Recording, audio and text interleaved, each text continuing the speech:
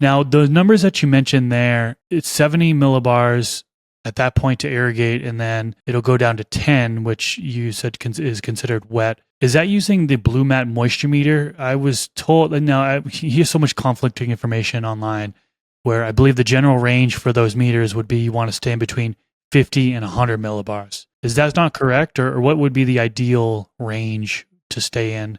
So 50 and 100 millibars is a great range for a living soil blend, for a living soil. So, or really most potting soil mixes, right? So anything that is in, yeah. So it's like, again, that's a blend of some sort of compost, some sort of aeration material like perlite, and then and something that holds a lot of water, like something very porous like peat or cocoa that's going to absorb water.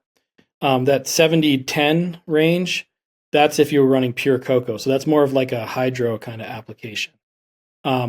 It dries out quick. Cocoa dries out pretty quick. So that's why it does have a little bit wider, and you can bring the moisture level. You can get it a lot wetter and operate it at a much wetter level. So that's why that 10 is the number. Again, yeah. So if you're running in a hydro kind of environment where you're using synthetic nutrients in cocoa, that's the range I'd go with. But if it's in potting soil, like an amended potting soil, engineered media, however you want to describe it, living soil mix, that 50 to 100 is accurate. You can do that in large field applications with overhead watering and a lot of sensor data. You can do that with drip irrigation, like in a larger hydro facility or something like that. Or you can use blue mats to do it. And the blue mats are, like we've talked about them before, but just to give a quick recap, what they are is they're a tensiometer. They're for the people that are watching this visually, it's one of these things.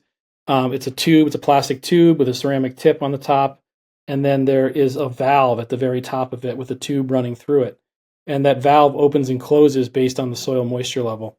So as the soil dries out, the tip dries out, the negative pressure is created inside the tube, and there's a diaphragm in here that is sucked down by that negative pressure, which opens a valve physically on the top of we call them carrots, the Blue Mat carrots. And that valve opens and water is able to flow through the tube, and it'll drip out either into just directly into the pot in a very small container. It could feed into a drip ring. There's some really interesting kind of products like these drip rings that they can feed right into that have emitters in them and then drip in many different spots. Or we use a soaker hose. We call it Blue Soak, and it's made out of Tyvek. It operates at really, really low pressures. And anyway, so these are the water delivery mechanisms. And the basic functionality is that soil dries out, a valve opens, the system waters up to a certain trigger point, then the water turns off, and then you get that dry back. So again, that's the same thing with that moisture relief curve. You're watering, the soil's getting wetter and wetter towards the top of the curve. The water turns off, and then it dries back, and the soil dries back and dries back and dries back until it hits a lower set point, and then it turns itself on. Now, if you're using some sort of like digital sensor or something like that you might have that's operating a pump or solenoid valves in a drip irrigation system to turn it on also. So those are some of the more sophisticated ways of doing it with traditional drip irrigation and more expensive electric.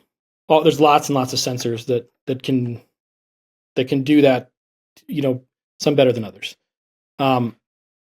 And again, when you're in that vegetative state of growth, you're keeping it wetter in a narrow band of wet, and in the flowering state, and particularly in stretch at the transition point, you want to have a bigger dry back period there too.